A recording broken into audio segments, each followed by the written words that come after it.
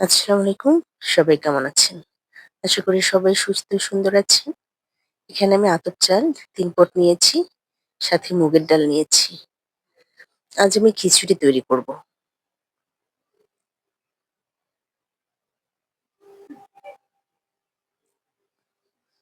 এটা এখন আমি ভালো করে ধুয়ে ০.৫ ঘন্টা ভিজিয়ে রাখবো। আপনারা ভিজিয়ে রাখার আগে এটা ভালোভাবে পানি দিয়ে পরিষ্কার করে নিবেন। না হলে পরে ভিজিয়ে রাখার পরে চালটা কচলালে ভেঙে যেতে পারে।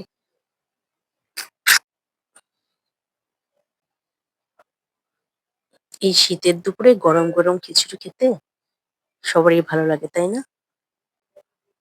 আমার এখানে পাশে মাহফিল হচ্ছে। চতুর্দিক থেকে একটা নয়েজ আসতেছে। যাই হোক, এখানে আমি মুরগি নিয়েছি ২ টা। ভালো করে কেটে ধুয়ে পরিষ্কার করে নিয়েছি।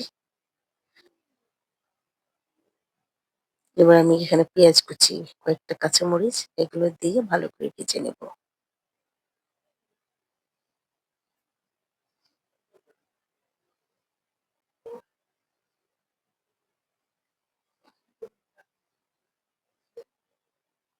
পেঁয়াজটা আমি আরেকটু ভালো করে ভেজে নেব। আমার মতো এরকম কার দু শীতের দুপুরে গরম, গরম খিচুড়ি খেতে ভালো লাগে? অবশ্যই কমেন্টে জানাবেন। আমার পেঁয়াজটা ভাজা হয়ে গেছে। এবার মসলাগুলো সব দিয়ে দেব। এখানে ছোট এলাচ, বড় এলাচ, দারচিনি, লবঙ্গ, লবণ, হলুদ, মরিচের গুঁড়া, গরম মসলার গুঁড়া, আদা রসুন পেস্ট এগুলো দিয়ে ভালো করে মসলাটা কষিয়ে নেব। আমার কষানো হয়ে গেছে, এবার মুরগিগুলো দিয়ে দেব।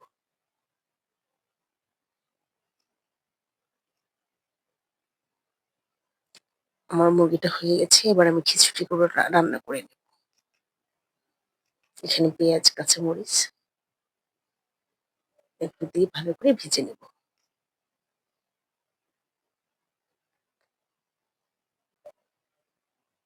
অবশ্যই, অবশ্যই একটা লাইক, অবশ্যই শেয়ার। যারা সাবস্ক্রাইব করেনি তারা অবশ্যই একটা সাবস্ক্রাইব করবেন।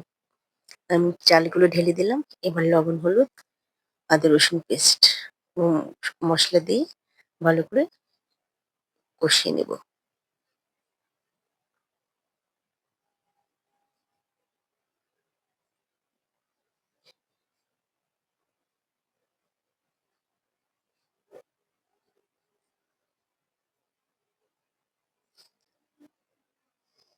আমার খিচুড়ি হয়ে গেছে।